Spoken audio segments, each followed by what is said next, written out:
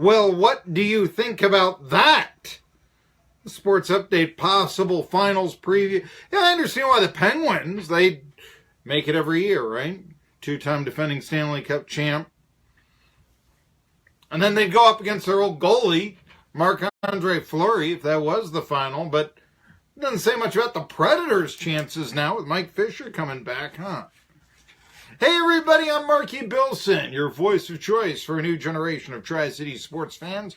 The name of the program is Tri-City Sports Now. We own the Tri-Cities here on 1420 NBC Sports Radio Tri-Cities. On today's show, 12:30, just half hour, I'm going to be talking to Chris Lowe. You know him, he covers the Vols a lot, but this past weekend, he covered ETSU. He was up at Freedom Hall, taking a look at Steve Forbes, how he handles a team. He's going to be doing stories about it during tournament time. Chris Lowe is one of the more prominent sports media personalities, figures, reporters, commentators, whatever you want to call them, in East Tennessee. We've got him here on 1420 NBC Sports Radio Tri-Cities. In our next hour, I'm going to be talking to the Tri-Cities' favorite sports writer. And folks, there are a lot of great sports writers in this area. There are some bad ones. But I'm speaking of the man of the hour. I'm speaking of a sports writer from Burlington, Iowa, who covers Western Illinois of all teams. Why is he the favorite sports writer in the Tri-Cities? Because John Bonenkamp of the Hawkeye has a ballot for the top 25 college basketball poll. Who'd he rank number 25 this week? ETSU. Had to have him on. In fact, he's been a social media star since we had him on. Tweeted out that he put it out on Facebook. We also tweeted it out that he was going to be on the show today. And all of a sudden he's saying Kingmaker. So I have now made John Bonenkamp, his ego quite large. So we'll be talking to those two guests here tomorrow on Tri-City Sports. And our old friend Caleb Calhoun, allfortennessee.com, comes on. We'll be talking about recruiting day. It's signing day tomorrow. And, of course, I take that with a grain of salt. You can never really find out who these guys are going to be, what they're going to be all about. I mean, this sort of thing. I'm not really into that. We're going to talk a little bit, I know, about, there's also, let's see here, Unicoi County Golf Course, some ideas on what's going on there. Some talk of the Super Bowl. Malcolm Butler has been all the conversation. But, and I'm also, by the way, giving away, and if you're watching on Facebook Live, you can see this t-shirt. This is a wonderful t-shirt. This is a Greenville Reds t-shirt. Yes, I'm putting it in front of my face right now, some might say. All right. So I'm depriving my audience of my beauty right now. But this Greenville Reds t-shirt, it's Mr. Redlegs, the baseball with the mustache and all that, wearing a coonskin cap. That's the new logo of the Greenville Reds. You can look at it on 1420 NBC Sports Radio Tri-Cities, our Facebook page. I am giving this shirt away. I'm going to give it away during this break, if I can remind you. And we'll go with that. But yesterday, I was going to do it yesterday, but we had a surprise guest, and Howie Schwab talking about bracketology. Of course, Steve Forbes was on. We also wanted to talk to Julian Lane, the West Green star football player who signed with ETSU, or will sign tomorrow with ETSU. I think it could be a really nice pickup for their defensive backfield. Lane was the best player I saw in East Tennessee this year. Put it that way. Now, I didn't see Greenville. I mean, the Ballards, all that. I didn't see Jalen Adams, who's going to the Citadel, but I did see Lane and was impressed. And West Green, not known for great football success, was a playoff team this year and finished, I believe, second in the Three Rivers Conference behind Johnson County, thanks to the talents of Julian Lane. And so because of that, I never got the chance also yesterday to tell my thoughts on the Pro Football Hall of Fame selections, and I'm going to do that right now. This is Marky's monologue. And begin with, I was talking about this all last week, Jerry Kramer, overdue selection.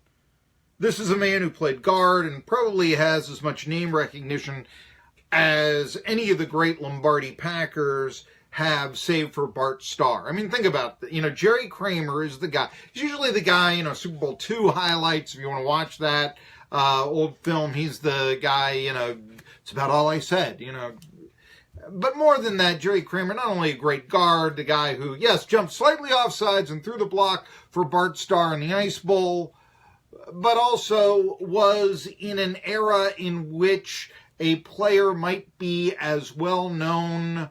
The specialists weren't as prominent back then in the NFL in, say, 1962 as they are now. If you were a kicker or a punter, you probably played another position. Case in point, you were going to go really back the old days, Dobbins Bennett's Bobby Seifers. He was a running back, but he was also an outstanding punter who still to this day holds the single game average for punting yards, 61.8 on 4 punts, back in 1946. He was not a specialist.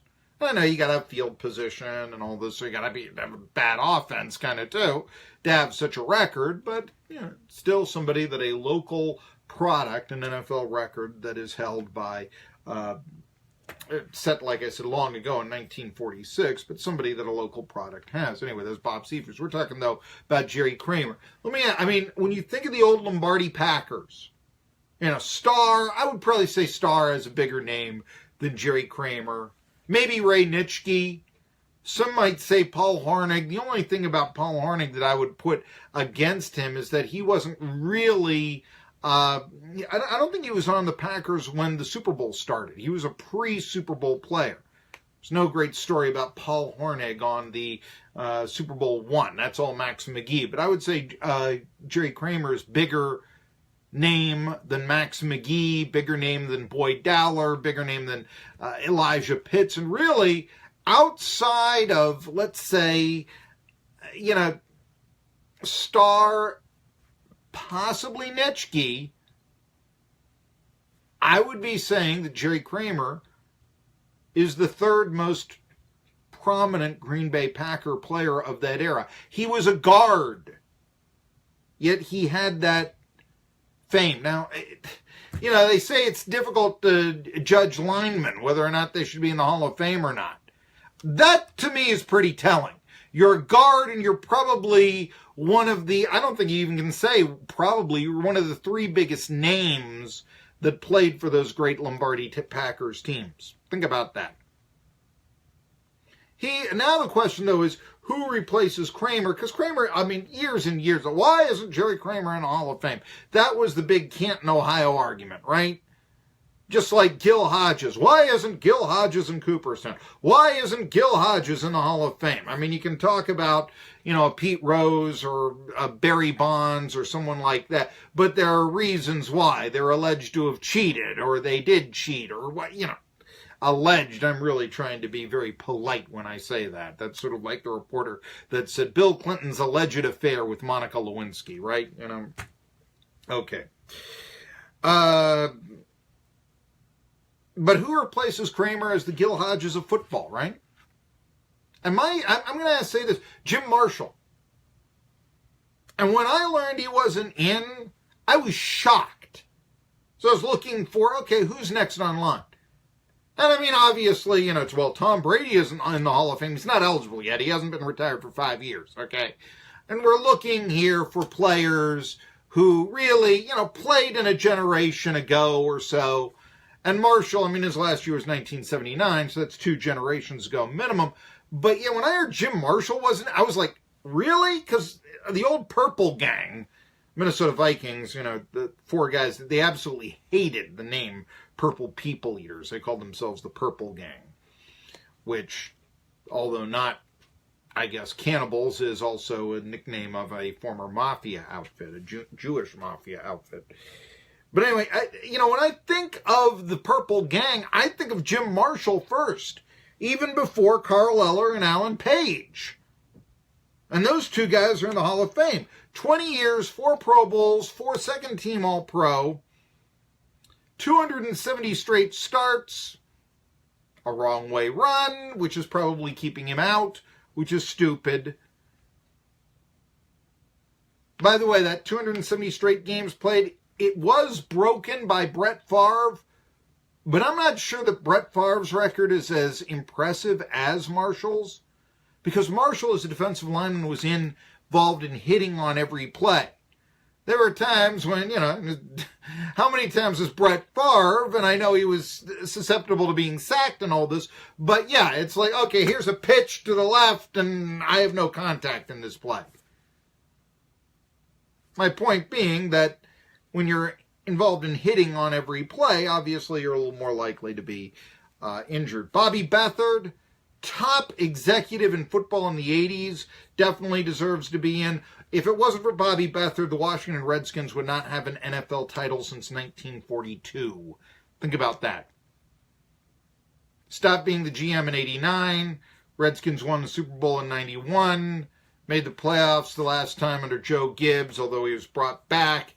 But during the first era of Joe Gibbs, let's just say in 92, after that, the Redskins were lousy. And to be honest with you, for the most part, they've been lousy. I mean, a few playoff appearances, but certainly no, championship game appearances. The Redskins have been a mediocre franchise since 91, which was a team by and large architected, is that even a verb? Made by Bobby Beathard, who left the Redskins after the 89 season. But yeah, I think that 91 team certainly had a lot of his footprints or fingerprints or whatever you want to say all over him, all over it. The other thing about that, the Redskins of that era, the Redskins that won Super Bowls in 83, in 87, and 91, 3 different quarterbacks. Think about that. Usually, one established, 3 different quarterbacks. That's a good general manager. Bobby Beathard's a no-brainer. Jerry Kramer's a no-brainer. But Brian Urlacher, 8-time Pro Bowler. But you know what? My everlasting memory of Urlacher is being run over by Jerome Bettis. Or maybe Paris Hilton wearing his jersey in the stands, and they were rumored to be dating. His first-time Hall of Famer, I was surprised about that. I would have taken a last time on the ballot before then they get considered by the seniors committee, a Joe Jacoby or an Everson Walls ahead of Urlacher, especially because Urlacher has, 9 other opportunities to make the Hall of Fame or whatever. Urlacher, I'm not saying jesting, 8-time Pro Bowler, speaks for himself, but I think that being the star player on the Bears Super Bowl 41 team had something to do with this. And also, yes, there was a little bit of Hollywood with Brian Urlacher. I've mentioned this more than anything. When you go out with Paris Hilton, you've got that, I know who he is. My aunt, who never watched a football game in her life, knew who Jason Sehorn was. Why do I know that name? Because he's married to Angie Harmon. Oh, there's sort of that kind of, you're known for something other than football. Urlacher, a little bit of that. I wouldn't have voted him on the first time. I wouldn't have voted him over Jacoby or Walls trying to get in for the last time, though. I will say that. Brian Dawkins, one of the best safeties of his era. You know what stat I liked about Dawkins? By the way, 4 times in the Pro Bowl, just like Jim Marshall, when now campaigning to make the Hall of Fame. He forced 36 fumbles in a 16-year career. Kind of an omen that the Eagles were going to win the Super Bowl, I guess, when he made it, when Brian Dawkins made it. Robert Brazil, by the way, is what the Pro Football Hall of Fame is all about. Made the Pro Bowl his first 5 years with the old Houston Oilers. Houston Oilers in 78 and 79 were probably the second best team in football. Only problem was they were in the same division with the Steelers. So we've totally forgotten Robert Brazil. That's what the Hall of Fame is all about, to remember him. So that you go to the Hall of Fame and you see, Wilbur Pete Henry of the Canton Bulldogs, and you remember him. That's what it's all about. Brazil is a little more contemporary than Pete Henry, but you get the point what I'm trying to make right here. It's great. Houston Oilers are going to be revived for one more day. That's a good thing. Brazil will be remembered now, immortalized. That's a good thing. It also proves my points on franchise relocation because no Tennessee Titans fan felt anything for Brazil when he was informed he was going to Canton. Frankly, Oilers history should belong not to the Titans, but to the city of Houston. And although, I understand it's a different franchise, it's a difficult fit to put Oilers history in the Houston Texans media guide, no, the Oilers history belongs to the older fans of Houston, Texas. Biggest problem in pro sports today, people who pay more attention to the second name of the team than the first. And that leaves us with the last three selections, Ray Lewis, Randy Moss, and Terrell Owens. And you know what? I saw driving in today that car, that SUV, with the boycott the NFL stickers again. I saw it again. And I think part of the reasons why are Lewis, Moss, to a certain extent Owens, but only to a certain extent. In fact, I'm going to get into here in just a little bit, in just a second, why I think Owens was, his shenanigans were more of positive than negative. Unlike baseball, football voters for the Hall of Fame are not asked to consider a player's character. Baseball voters are. There can be an argument if it were, however, that the three players I mentioned, Ray Lewis, Randy Moss, Terrell Owens, would not make it. And it's probably those three players why, as I said again, the NFL has such an image problem today. I mean, let me just put it this way. O.J. Simpson, obviously scorned. I mean, is he a problem? Is that the first ilk of, perhaps the most popular athlete in America, then becoming the most scorned man? Which you could certainly make an argument for. But let me just give you this. Do you know who Jackaneth Baker is? Jackaneth Baker was one of the two people murdered in Atlanta, and Ray Lewis had the connection with those murders. Now, with O.J. Simpson, we know that Nicole Brown Simpson, her blood was found in O.J.'s Bronco. Lewis pled guilty to obstructing justice in the murder trial. I shouldn't say in the murder trial, but he pled guilty in the murders of Baker and Richard Lawler. Baker's blood was found in Ray Lewis's limo. As a player, Lewis deserves consideration for best linebacker of all time. That is where the praise stops. We ask, why do we have a problem with the NFL? Well, you're making Ray Lewis, he's doing PR announcements. Ravens won the Super Bowl. Disneyland doesn't want to touch him. They say, no, we want Trent Dilfer to say, I'm going to Disney World. I don't care if Lewis was the game MVP. This is the NFL image problem. Same with Moss. Moss had more than 20 receiving records, still does, but was expelled from high school, was a recreational drug user.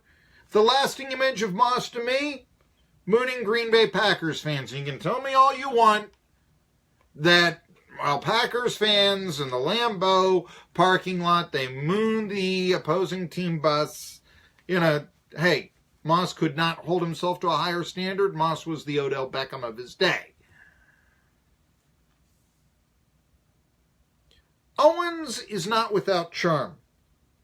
And you can say what you will. This is the difference between Terrell Owens and Moss, okay? Owens had his demons. But say what you will about somebody who pulls the Sharpie out of his sock after scoring a touchdown, signs it, hands the ball to a fan. That has a certain amount of appeal, and you know that. Controversial, yes, but it's not criminal controversy. You get fined for doing that, I guess. But, no, there's a positive appeal. I mean, signing an autograph, giving it to a fan, isn't that a positive? Owens was a clubhouse lawyer. But to be fair, even in the baseball hall, which, yes, character is supposedly a criteria they ask their voters to vote upon, there was never any question Reggie Jackson was going to make the Hall of Fame. Reggie Jackson was the very definition of a clubhouse lawyer. So why should football, which doesn't have the character clause, be, really holding long knives out for Terrell Owens? He's got 16 NFL records. Owens belongs. And I can make enough cases for his controversies. The Monday Night Football opening with Nicolette Sheridan. I mean, that's sexy. The laying on the star at Texas Stadium. You know something? Every fan of 31 football teams not named the Dallas Cowboys wishes they were laying on that star. They wished that they were Terrell Owens at that moment. Sucks if you're a Cowboys fan. The rest of the 31 team loved it. Come on. So in those controversies, the positives of the Owens non-statistical contributions outweigh the negatives. Now, don't get me wrong. The late Steelers owner Dan Rooney, very critical of that Monday Night Football spot where Nicolette Sheridan dropped her towel. I mean, that sort of thing. And I get that. There's something, I understand where Rooney is coming from. And laying on the star is not the classiest thing you could do. But there's something to be said for spice when it's not criminal. Might get the 15-yard penalty for the laying on the star. We get that, but there's something, that's not an unsportsmanlike conduct of violence. Let's put it that way. And that's the thing. Owens, say what you will about him, he's interesting. Oftentimes in a good way, depending on your point of view, maybe. But again, like I said, a sexy Monday Night Football spot. Maybe not what you should tape and show to your preacher, but again, there's something to be said for spice. Owens is interesting. Moss, Lewis, much less so. The NFL's reputation, they can survive Terrell Owens. In fact, they can prosper because of a Terrell Owens. Colorful character, not without controversy, but how much of a criminal is he real? Not much of a criminal. Clubhouse lawyer, yes. Criminal, no. But as great as they were, Lewis and Moss are reasons why fans are changing the channel in the NFL. How much are they changing the channel? I've got some information about that. Yeah, the Super Bowl wasn't highly rated. But I got to go. When we come back, Chris Lowe, Tri-City Sports Now.